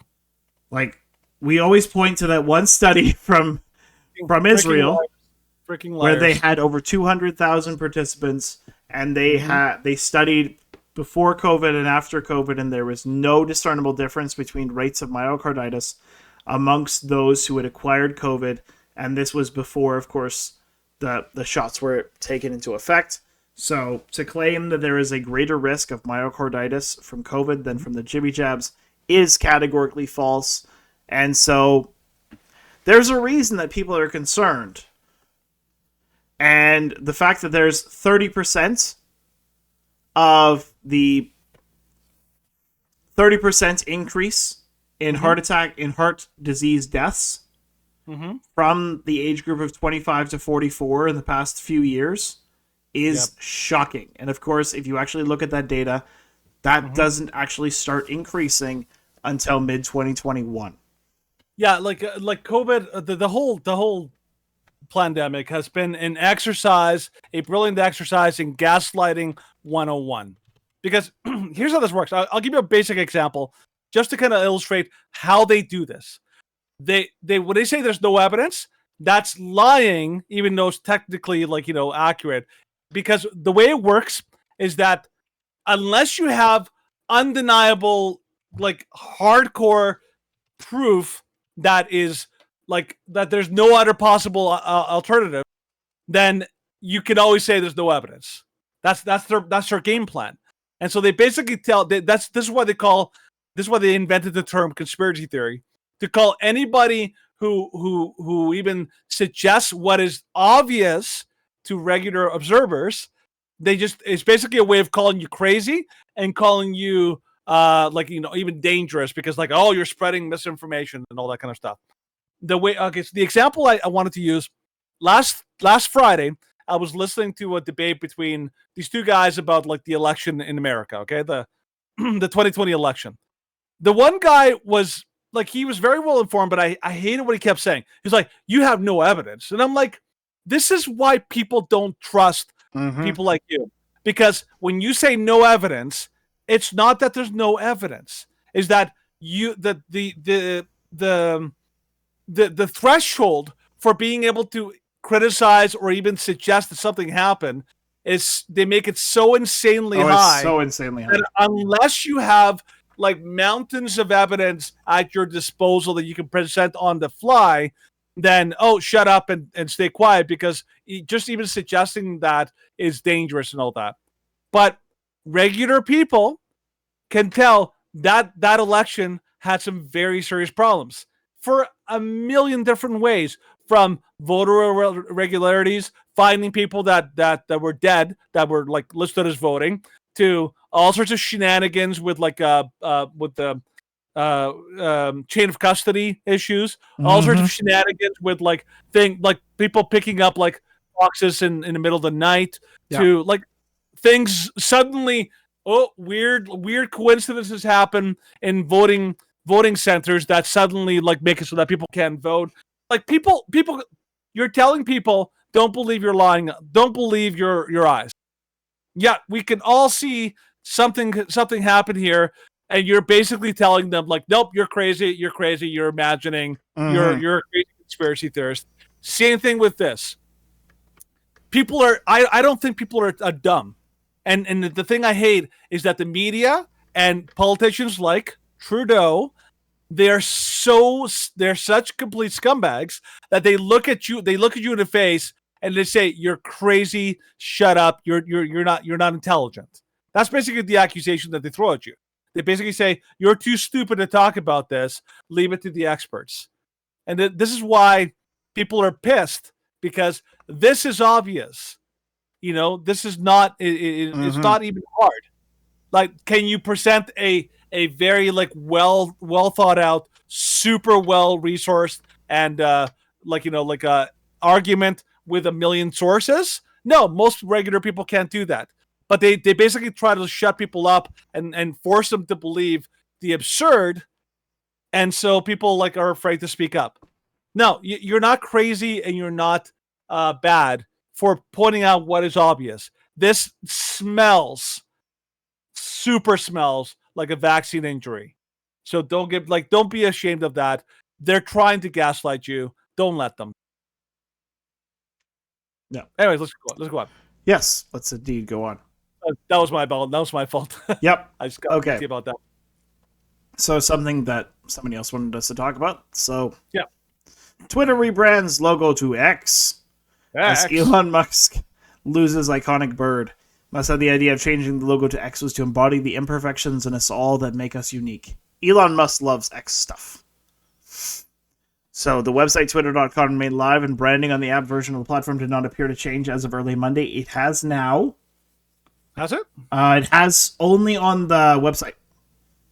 Okay. So right now, if I go into my Twitter homepage, like the little... when I view my tabs, there is actually a little X on the top of my tab. Really? And at the top left-hand corner of the screen is the new logo of X. So it has changed, but most everything is still the same. And it still says, like, search Twitter, so most everything is still the same. So early Sunday, Musk posted a short video of flickering X, asked if the logo would change in Twitter Spaces audio chat. He said yes, telling an unknown speaker, "We're cutting the Twitter logo off the building with blowtorches." Early Monday, Musk tweeted an image of a large X branding beamed across Twitter's headquarters tonight.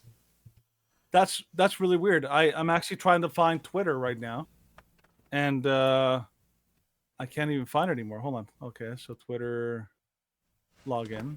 Yeah, because my login doesn't work. I'm like, I can't actually log into Twitter. I'll have to check this afterwards. Yeah, I guess they're doing a full switchover, I guess. Yeah, like mine is, like I still have full functionality on Twitter.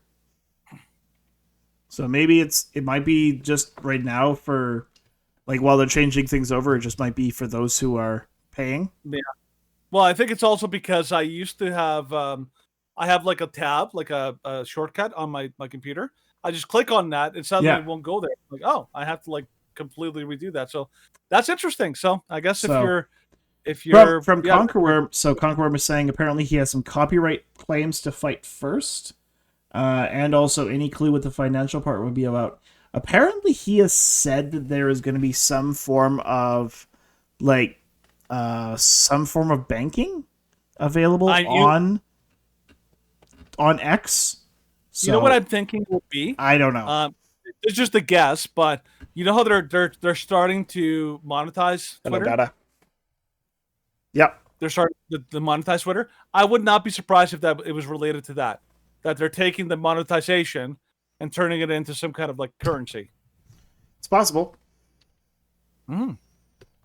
Interesting. Like, yeah. But the idea is that Twitter is going to become not just like a one-dimensional, just a chat kind of social media. He wants to transform it into a completely different thing. Yeah. Which now, of course, interesting. Like, it's interesting what Conqueror was saying. X was PayPal before PayPal was PayPal.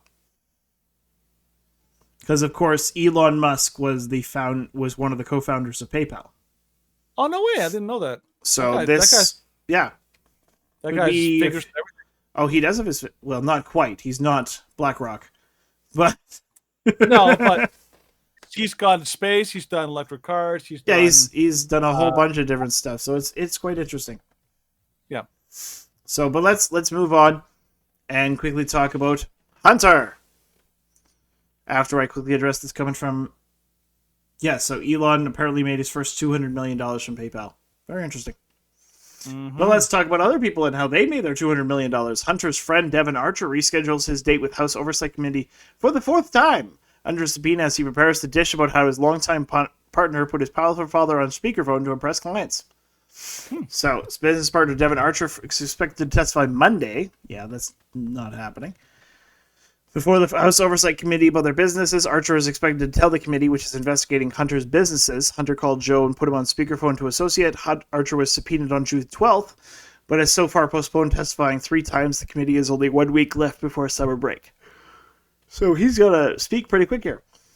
So, Archer, 48, and Hunter together formed Rosemont Seneca Partners back in 2009, along with Christopher Hines, the son-in-law of former Senator John Kerry, kicking off a period of international business deals and jet setting. He and Hunter served as managing partners of the firm. Archer and Hines had been college roommates at Yale. Archer and Hunter Biden each landed lucrative seats at the board of Ukrainian energy firm Burisma, despite Hunter not having particular experience in the field. The firm brought in a reported $11 million through the arrangement based on information gleaned from Hunter's infamous laptop. They were photographed golfing with then VP President Biden back in 2014. So this is the group. And that's crazy because like taking that and combine it with the next story, you're like, it's about freaking time. Yeah. Right. So Biden corruption, McCarthy says the I word. This is rising to the level of an impeachment inquiry. No freaking kidding. Yeah, no freaking kidding, hey? Now, quote, we've only followed where the information has taken us, McCarthy urged, adding this president has also used something we have not seen since Richard Nixon. McCarthy explained how Biden has used the weaponization of the government to benefit his family and deny Congress the ability to have the oversight. The speaker reiterated, I believe we will follow this all the way to the end, and this is going to rise to an impeachment inquiry the way the Constitution tells us to do this, and we have got the answers to these. We have to get the answers to these questions. So, it's about dang time. This should have been something that happened a long time over. So, yeah. I think the problem is, okay, I'll say one thing about this. One thing I have been surprised, and a lot of people have pointed this out, is that when Trump was first running in 2016, a lot of people were like, okay, it seems like they're accusing him of all these things. You're thinking like, okay, maybe he's guilty of Russian collusion. Maybe he's guilty of all these other things and all that, because you don't know. But now, after several years of like nonstop attempts to smear him, you're like, dang, this guy's squeaky clean. The guy, they cannot find dirt on this guy. They cannot. They have to literally make up and invent totally like trumped up charges in order to get him. He's like, I'm not saying he's like as morally upright as like a guy like Daniel, but it's kind of like the situation with Daniel where they couldn't figure out, like they couldn't find any dirt on him, so they had to make it up. They had to invent it. However, Biden is the polar opposite. Like you don't even have to dig. You literally just tap on the ground and like skeletons come popping out everywhere. The guy is a literal like criminal several times over, and his family is so incredibly obviously criminal. It's unbelievable to me how obvious it is that the Biden family, like we all thought like the Clintons were bad. Well, I'll say that the Clintons were like horrible, but they were far better at hiding it. Bidens are not even good at hiding it. They're not even good at hiding their incredible corruption. And that's saying something, considering some of the crime families that have like existed and thrived in Congress and like DC, and it's incredible. I'm so glad. I'm hoping that I don't know, like the entire justice system in the States is so incredibly backwards. It is mind blowing to me how like it's staring everyone in the face that you are literally living in a completely fraudulent system. It's kind of like the V for Vendetta, the movie. where, like, it's obvious. The entire system is rigged. The entire system is completely corrupt. It is like hoping that the system will fix itself is like good luck. So will we see something from this? I don't know. I doubt it. But it is so incredibly obvious that the American, like, from the judiciary to the deep state to the old Congress, there is so much corruption there. It is mind blowing to me. We'll see. We'll see what happens. Yep. All right. So I sound almost the same. Wow. So Gata Naranja said, "Wow, you sound almost the same as U.S. right wing." Yeah, I'd say so, because I for good reason pretty much align with most conservative personalities in the U.S. from Charlie Kirk to like Benny Johnson to Ben Shapiro to even like Tim Pool. I'd say we pretty much align with most of what they say. Mm-hmm. So I'm like, yeah. And Canada is, even like the Conservative Party in Canada, it's not very conservative. It is. Yeah. It would be like I don't know what you compare it to, Stephen. Like the Conservative Party. Well, the Conservative Party, at least the way that it is right now, are basically like the rhinos in the United States. Mm-hmm. Like they say that they're conservative, but in reality, they just kind of play it out, and they're just kind of talking a bit of the talk.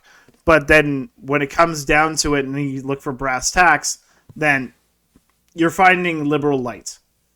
Yeah. Like you had Aaron O'Toole. Aaron O'Toole, people called Aaron O'Toole and the conservative premise that he was trying to run on back in 2021, that he was a liberal light. There was no substantive thing that he was arguing from. Mm-hmm. Okay, well, Twitter API, we actually just talked about that like 2 minutes ago. Yeah, we did. We just covered it. Yeah. So, brief recap of that, just for you, because, you just chatted, so we have to involve you. But the logo looks interesting. I don't really care whether the logo changes.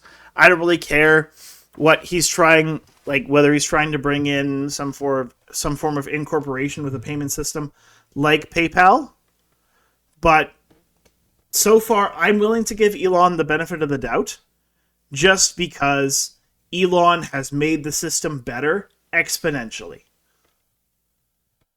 So, Gata Naranja, are you racist? The American right wing is not racist, and neither are we. No, they're not. So, how do you express it? Well, you don't, so... It's actually not that hard. Like, the way that you understand... If you understand the definition of racism, and if you use the proper definition of racism, then no. Like, in order to be racist, you have to either you have to argue that one race is superior to the other, which we never do.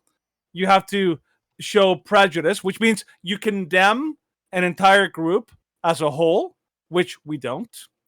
Or, like, I think there's some other minor ones. But the term racism is nothing more than slander. Like, most of the time it's thrown around. It's thrown around, and they never ask to prove it. So basically, what I always tell people when they call me racist, I'm like, prove it. Prove that I'm racist. Mm-hmm. First, show the definition. Second, show how I fit the definition. And they can't do it. They just lob it out like it's like true. But I'm like, nope, not true at all. Actually, if anything, people on a lot of people on the left, including like a lot of the people in the Democrat Party, they are explicitly racist, and they fit the definition to a T. So yeah, it just doesn't work. I'm not anti-vax in as a whole. Yep. I oppose just the jibby jabs, the COVID vaccines, because and it's based on factual criticism, not just a wholesale rejection of all vaccines of any kind. No. Anyways, let's continue. Yeah. So we'll continue to address these as they come. So let's do it. Final thing to address with the Biden admin sues Texas for protecting national border where White House has failed. So Monday, the Biden administration DOJ announced that it would take Texas to court over floating razor-wire barriers installed at the Rio Grande. The direction of Governor Greg Abbott, the leader of the Lone Star State, has defended the use of these buoys, pointing out that they would be unnecessary if the feds were doing their job to secure the border in the first place. This floating barrier poses threats to navigation, public safety, and presents humanitarian concerns, Associate Attorney General Vanita Gupta said. Additionally, the presence of the floating barrier has prompted diplomatic protests by Mexico and risks damaging U.S. foreign policy. It did not come out of the blue. Last week, the Biden administration said in no uncertain terms that it would be taking legal action against the state. And then the response from Greg Abbott, Mr. President, Texas will see you in court. Texas will fully utilize our sovereign authority to deal with the humanitarian crisis Biden created at our border. And, of course, Governor Greg Abbott is fully within his rights to do so, and we're glad he is. So, there isn't too much to be done about that. Biden, of course, has completely failed at the border, and that's what's causing the influx of illegal migrants at the southern border. And Texas is just trying to make it so that they can at least try and have some semblance of sanity, and they don't have, I think, what was it? On average, as soon as Title 42 was released, they had an average of 10,000 migrants going across the border just into Texas a day. Mm-hmm. So, yeah, Texas is totally within their right to defend themselves. They're trying not to do so with lethal means. They're just trying preventative, so this is basically a river wall, which I am 100% for. Which is great. I think really the only question you have to ask is, like everyone says, Biden's border policy is failing. Like, that depends on what this border policy is. If his border policy is to try to allow as many people as possible to come across the border, then that's successful. Then that would be a successful policy. But they obviously don't say that out loud. They definitely don't say that in public. But that's anybody who really knows the Democrats and their what they're doing. Yeah, it's successful because their goal is to get as many people into the U.S. as possible to try to water down the electoral pool and try to get control for decades of the electoral of votes. Basically, they're free votes is what they're doing. That's a gamble. So in that sense, I think that they're succeeding because they want open borders. They're globalists. Well, yeah, they want the free voting bloc. So, but let's move on. So let's address some Canadian stories, because we, of course, are Canadians. Toronto principal who was mobbed after false accusation of racism takes his own life. Mm-hmm. So, Toronto principal who took his own life after being mobbed over his comments at a diversity, equity, and inclusion meeting. He questioned the claim that Canada was more racist than the United States. Richard Bilksto. Yeah, sure. I'm just going to say Richard from now on. Was 60 years old and he'd been in education for 24 years. He was an advocate for anti-bias training, as reported by the National Post. The DEI organization, the Kojo Institute, facilitated the initial DEI meeting. After Richard made the comments at the DEI training that Canada wasn't as racist as the United States and had a lot of good to offer, the facilitators repeatedly referenced his comments in other sessions as an example of white supremacy.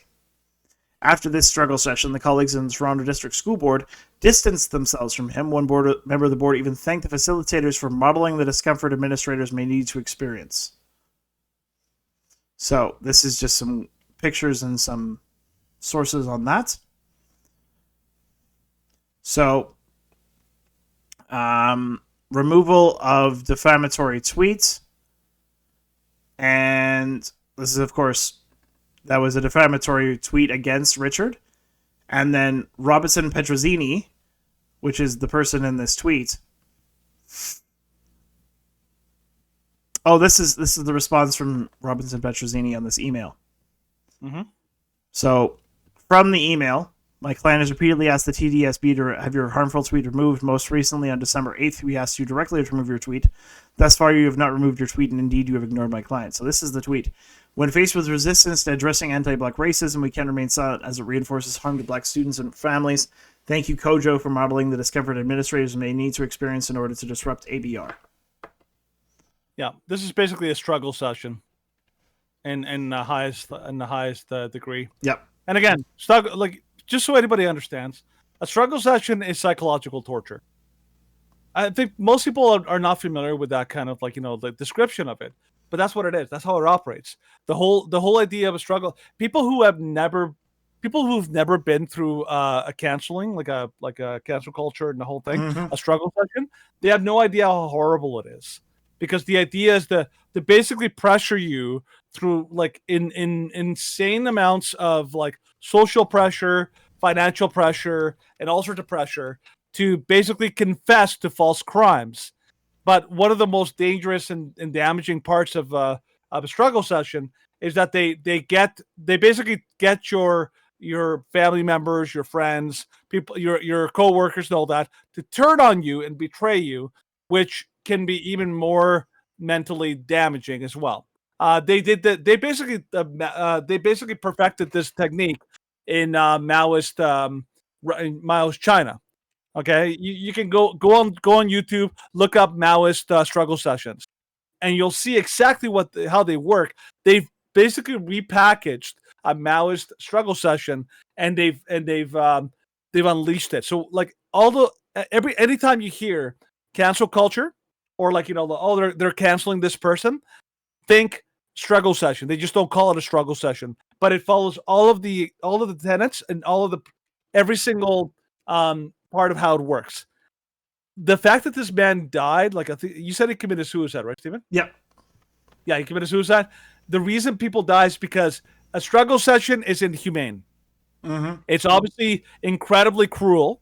It's psychological torture on a person. It's trying to pressure those around you, your support system, to turn on you and to treat you like some horrible person. It literally should be like just like solitary confinement should be banned in anywhere because it is cruel and inhuman punishment. In the same way, cancel culture and these kind of like pressure tactics, they're psychological torture. I literally think that this kind of like cultural like pressure being put on people, this should be illegal, because this is cruel and inhuman punishment. And unless you've lived through a cancel session, even people who understand what it is, they say it is still, even if you know what it is and that it's coming and what to expect, it is still brutal when you go through it. Oh yeah. So you should keep in mind, these are dangerous. They are. They're not consequence culture. They're not all of these like things that they call it. No, this is just cruel and inhumane, and it should stop because people are dying. So like, don't. And by the way, if somebody a friend of yours, a family member, or something like that, if they're being canceled, do not ever encourage turn them on don't ever turn on them, and don't turn on them. Encourage them to refuse to apologize. Yes, and do not tell them like, you should just give in to the mob. Like that's the worst thing you can do. Worst thing, because they'll always come for more. Yeah, they're never satisfied. So yeah, just always keep that in mind. All right, so let's continue on. That's not a story I was looking for. Post-millennial. Okay, so from the National Post. So Justin Trudeau, named the worst PM in recent history. Dad Pierre voted the best, which is really strange. Really bizarre. Yeah, new poll carried out by Research Co has found that Canadians think Trudeau was the best prime minister they've had in more than 50 years, and also the worst. It also depends on which first name you put next to Trudeau. Poll released last year asked Canadians to choose our best prime minister since 1968. A list of 9 names starts with Pierre. Yeah, released last week. A list of 9 names that starts with Pierre, elected that year, and ends with his son Justin, who's been PM since 2015. When asked to name the best prime minister from the list, 20% of respondents picked Pierre, followed by Stephen Harper with 17%. Justin was tied for third, with Jean Chrétien at 11% each. Turn the tables and asked to choose which the worst prime minister. However, a whopping 30% picked the incumbent Trudeau, with Harper once again scored second at 10% and the rest of the leaders in the single digits. Pierre Trudeau garnered just 5% of the worst vote in each question. A quarter of the respondents said they weren't sure. Yeah, it's crazy. So, like, it's very interesting. It's accepted. I'm not sure what it would like. I'm not sure. Yeah, if you could elaborate, Voltaire, about what you mean by links accepted, then we can try and accommodate you in the best manner. But we're not sure exactly what you're meaning by that. But yeah, like if you're from Alberta, like my grandfather, okay, he put in a link. Let's just click on that. Let's see what he has. It's a trap. In 1943, the following directive was issued from party headquarters to... Okay, well, something to check out for sure. So, yeah, I see that for now. So, but this is something that any Albertan that was alive during Pierre Trudeau's reign absolutely despised him. Pierre was not shy about his hatred for Alberta. Neither is Justin, but Justin was kind of like he is ditzy, but petty. Yeah. Whereas Pierre was intelligent, but he was vindictive. Yeah, he was. And he knew how to direct policy. Like Pierre Elliott Trudeau was the one who during his regime, they designed the Canadian Charter of Rights. And the Canadian Charter of Rights, starting with the fact that Section 1 is a guideline for how to take away human rights, was basically just Pierre saying, okay, like if there is something that comes up, we want the government to be able to take complete control. Pierre Elliott Trudeau was also the source of the emergency, or what was before, the War Measures Act. Yeah. And it was the only ever time this act was ever used was done under Pierre and under Justin. Now it was more justified under Pierre because during that time they were having issues with Quebec separatists, and Quebec separatists were literally kidnapping and killing members of parliament who disagreed with them. So that's a much more dangerous situation than, okay, there was a few truckers making noise. So Pierre was much more measured, much more calculated, and I would say justifiably more evil. But the Eastern, especially the Quebec bloc, Quebecers have a passion and a love for Pierre, which Westerners, like, that was basically the start of the kind of Alberta-Quebec split and disposition towards each other. Was Pierre dug in the heels of Quebec exceptionalism, and he basically brought about the idea that Quebec exceptionalism can exist as long as we exploit the other provinces, predominantly Alberta, to get it. Yeah. So, I don't know exactly. I'm sure, Danny, you have a similar viewpoint on Pierre, but you weren't allowed around during his time. No, exactly. Like, Pierre was... It's funny. There's a lot of prime ministers that, like, for example, like, I don't fully understand why people reject Stephen Harper so profoundly. Oh. He had literally no scandals during his whole thing. I know why they reject it, and it's entirely because that was essentially when the media clearly chose a side. Yeah, like the media in Canada during Stephen Harper's reign, the media were actively trying to associate Harper with, like, they really ragged on this whole, like, what was it, the Duffy scandal? The Senate. It was not a scandal. Harper had nothing to do with that scandal. It was entirely another member of his cabinet, and I think it was like one of his secretaries or assistants.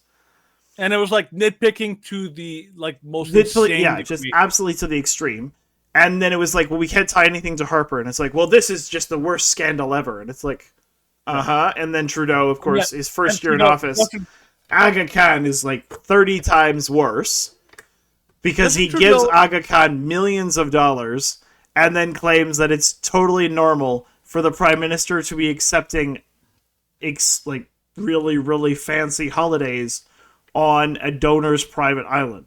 Yes, that's totally normal. Justin Trudeau has so many scandals that it's hard to even count how many there are. You think about he brought a known terrorist to India on his trip to India that pissed off the Indian government to a massive degree. He had the Wee scandal. He had that whole scandal when he went to the Queen's funeral. Yeah. And he basically and he basically sang a song that was pissing people off. Didn't take it seriously. He groped a woman. He clearly like the whole blackface thing. That was a major scandal. Totally walked away from that one scot free. He literally manhandled or actually like literally shoved a member of parliament. He accused a Jewish member of parliament of essentially siding with Nazis. Yeah. Like it just goes on. It is unbelievable. This man is like Teflon. Nothing sticks to him. Like the only thing I cannot understand fully is how there are people in Canada who like him. Mm-hmm. Literally cannot understand how there are people in Toronto, people in Quebec who are so literally blind that they cannot see that this man is the direct reason why they're suffering, why Canada sucks right now, and why the country is falling apart. Like literally, low information voters. Oh, 100%. Yeah. But yeah, speaking of which, let's go to the True North story. So Trudeau, like a lot of people are asking if Trudeau, like the Liberal Party, is a sinking ship. I'm actually wondering if that will be the case. Like, do you remember what the scandal that brought down the Liberal Party after Paul Martin, Stephen? Yeah, sponsorship. Yeah, that sponsorship scandal pales in comparison to almost to the top 10 scandals in the Trudeau government, and they just can't seem to lose. It is unbelievable to me. But here we go. Like here, so like in Trudeau, the big news this past week has been he's going to do a cabinet shuffle. He's going to like start moving some people around this cabinet, right? And the thing I was shocked when I saw this story is that a lot of these top cabinet ministers, like the ones that are being removed, they're not seeking re-election. It's like they can see the writing on the wall. That was like, whoa, okay, that's kind of a big deal.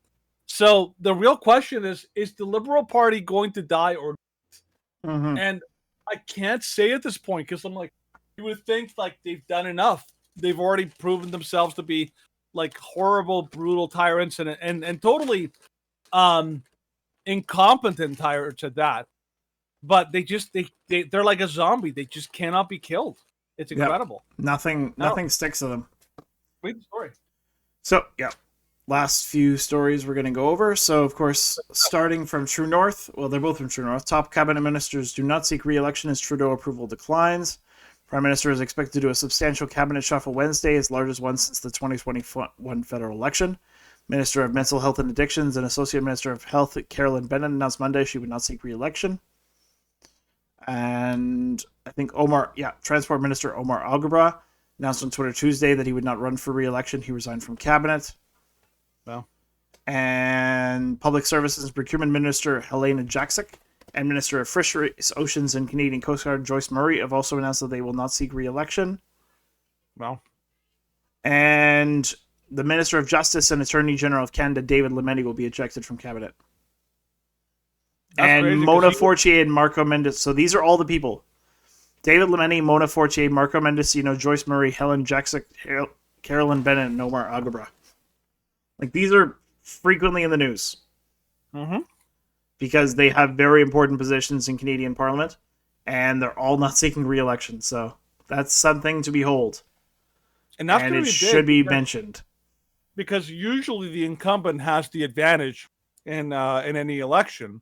So the fact that they're not seeking re-election puts whatever seat that they're vacating, wherever they are, they're basically going to be like much more up for grabs. Now, I don't know where they are, so maybe they're a stronghold, a liberal stronghold. So maybe they're not in risk, but still, that shows you that the people who are in the Liberal Party, like, I don't know, like, I feel like the Liberal Party is going down in flames, but it just refuses to die. It's like a wounded beast that just, like, you're like, how is this still walking? I just don't understand how the party's still walking. So, like, again, everyone in Canada, like, at least, like, everyone reasonable in Canada, is just, like, please, can it just die? Can it just stop, like, moving and finally die? Like, it's incredible to me how this party's still alive. It's like the zombie party. They should really name it. But the final story of today is, and I'm actually hoping that this happens. In other countries, they have things like the royal inquiry. Nice face. I know. I'm literally holding my own camera. I can see your boogers. Go to bed. I've Yeah. shut up your light 3 So- times now. Go to bread. Go to bread. Yes, this is communism 101. Go to bread. That's right. No, that's a quote from The Simpsons. Oh, Lisa's like, I said, go to bed. Like, you're right, go to bread. Like he's holding up a loaf. I'm like, yeah. oh, Bart. So Anyway, so this is big. I hope that this happens. It'd be like, is it England or is it like Australia that has royal? that has who? That has royal commissions. Whenever they have like a big, huge public inquiry, they call them royal commissions. I would call that probably the UK. Do they do that here, or is that actually called I a royal doubt commission? I doubt. Okay, I wasn't sure if it was a Commonwealth thing. Anyways, yeah, I would take us assume into it'd the be a story. Commonwealth thing. Just gonna leave this here. There we go. Take us in, Stephen. Move over a little bit. Yeah, it's the best we're gonna get. Sure, Beautiful. we're gonna live with that. So, and now we can see. I am a moron. Let's put it over here. There we go. Oh boy. Okay. So, and then the final story, yes. So, from True North, top scientists demand Canada launches public inquiry into pandemic. Top doctors and scientists have taken to the British Medical Journal to call on Canada to launch an inquiry into major pandemic failures. As the center of the call is a biting critique of the country's fragmented public healthcare system, which is very true. Full accounting of how Canada handled COVID-19 is needed to determine its weak points. We wouldn't know because no pandemic inquiry has been established by the feds. This is a mistake, wrote the expert's BMJ international editor and Canadian public health expert Jacqueline Clark told CBC that she hopes the government doesn't cover up how it handled the crisis. If this global catastrophe doesn't cause the need for deep examination, I don't know what will. The authorities don't just sweep it under the carpet. We need is something at the federal level that's properly legislated and governed, so we're going to do a full comprehensive public inquiry that looks at the full pandemic response. Nice. So, Good job. yep, it's what we need. It's what we need. We're not denying it. Yep. So, but it's kind of too little too late. We know that even if they did do stuff, that it would never actually amount to anything. So, like, it'd be nice, I guess. But also in Canada, like, we had the Emergencies Act Authorization Commission. Yeah. And we knew that was a sham from the start. Mhm. Considering that definite possible link between the person kind of highlighting the report and potentially the guy being Trudeau's uncle or his uncle's brother or something of that relation. It's just yeah. The Trudeau government is basically like the equivalent of a used car lot that basically investigates itself. Mm-hmm. It's like, oh, you think we defrauded you? Don't worry, I have assigned Billy here to look into it. He'll let you know. He'll let you know. He'll let you know if we defrauded you or not. It's like, that doesn't Trust sound legit. Billy. Trust Billy. Billy knows best. Billy knows best. Yeah, no. Like this, the Canadian government, easily one of the most corrupt in the world. It's very problematic. Unfortunately, because the Canadian system is set up this way, there's basically no checks and balances to the system. And so Trudeau can basically do whatever he wants and get away with it because there's no one to hold him accountable. There's no one to mandate that he does the right thing. And of course, he controls the levers of power, including the RCMP and a good number of the courts. So, yeah. This is the reason why we advocate for Alberta to leave. Not just because we dislike Trudeau. Like, even if the Conservatives were in power, the basis for the Canadian system is inherently flawed. Like, we look at the States. The American system right now, under Biden, is thoroughly messed up. It has problems with corruption, it has problems with overspending, but the basis for the American system is built stronger, and it has way more protections against government interference in the lives of private citizens, whereas in Canada, the government can, of course, freeze your bank account. It can make trumped up charges against you, and there's very little recourse that you can have against the Canadian government because the system is set up to give the government in power total authority. And the Canadian courts are useless. Mm-hmm. Oh yeah, totally Like, useless. Even the Justice Center, who I follow a lot. Yep. Even they said, like, of course they have to talk in a more kind of politically correct way about the justice system, but you can tell when they talk, they're like, they don't have a lot of high hopes for like court rulings because the courts are thoroughly like they're broken. Very, very, they're broken. And sadly, the only judges left that are even somewhat reasonable are part of the old guard. Yep, they are. Which will eventually, age out, and then you're going to have nothing but like liberal judges that are going to be basically like next to useless.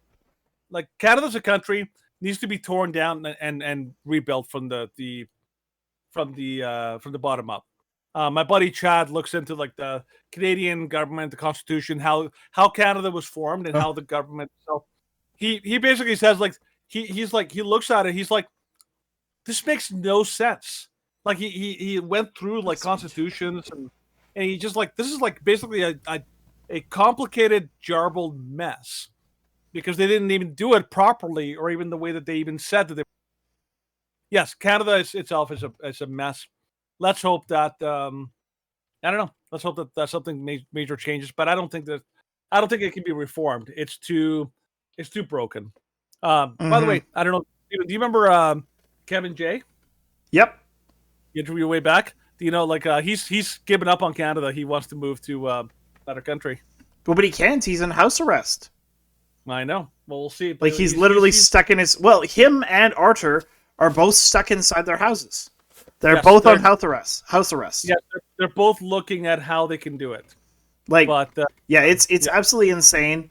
Like, Arthur's wife is now managing Street Church because the system will not let him leave his house, and of course now they're coming for his son, and like the list goes on and on of all the reasons that Canada is broken, and how we have let those in power continue to gain power, and how those who have been wronged have no system of recourse for achieving justice in this country. Well, and the worst part here, a lot of people in the States believe that the United States has some very fundamental problems that they don't think that maybe can be fixed. Like, for example, obviously Tim Pool, he believes that like national divorce or might be the only way forward, but even he believes that there may be a potential path to some kind of reconciliation or something like that.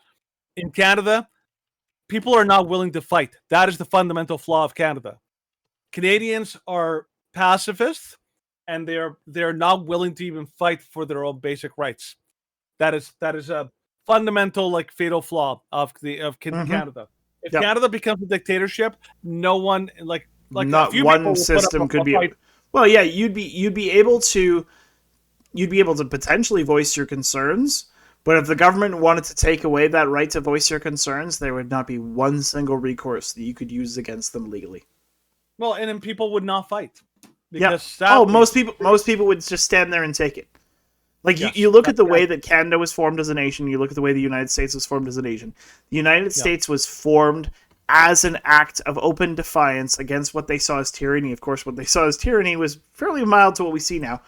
But and then Canada just going to be like, okay, well, like, we'll just cope. Oh, you want to give us a country? Then okay, yeah.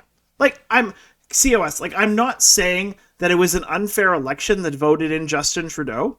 I'm saying the entire Canadian system is inherently rigged so that if you have a minority government or if you have a coalition to form a majority, there is not one single system that you have in place to overthrow a corrupt tyrannical dictator. It's worse than that. I heard Andrew Lawton talk about this. Even if the Conservatives win the next election, even if they do, there is officially a path for Justin Trudeau to remain Prime Minister by teaming up with the NDP and potentially the Bloc Québécois in order to kind of create their own government. So in other words, It's like even though Canadians like overwhelmingly, if they overwhelmingly elected the Conservative Party, yep, doesn't matter. They technically can rule instead of the Conservatives. It's like it's such a flawed system. Imagine a system where you get the majority of the votes and you're not the government. Yeah. It's insane. So yeah, it's crazy. Anyways, so this is basically where we're going to end the show tonight. We have been talking for over 2 hours. So, but those, if you want to continue the conversation, if you want to have your own say, we will of course be back here on Thursday. We'll be starting our open mic night, which we do once a month we'll be trying to start at about 8 p.m. Mountain Time, which is of course 10 p.m. Eastern. And we will, if you want the link, you can send us an email, you can send us a message on Twitter, Facebook, Getter, any form of, or you can send us an email at theshrewddudes.com. Then, yeah, if the conservatives won, and they governed by the majority, and they basically did whatever they want, and they violated the human rights of their people, then yes, they would be ruling via tyranny and oppression as well. It's the way that the Canadian system is set up. If you have a majority system, then there is no checks and balances to put you in check. Because you control the RCMP. The Ethics Commission can rule that you have governed corruptly, and you basically just brush it aside because you have majority. So, yeah. But we can talk about this more on Thursday. It's already getting quite late. We have enjoyed the conversation. Thank you to those who participated in the live chat. We welcome you to come back on Thursday and participate in our live chat. We potentially could do it by video, maybe. Could be difficult. We have had some issues with Discord and other video programs coordinating with OBS. You'll have to play with it.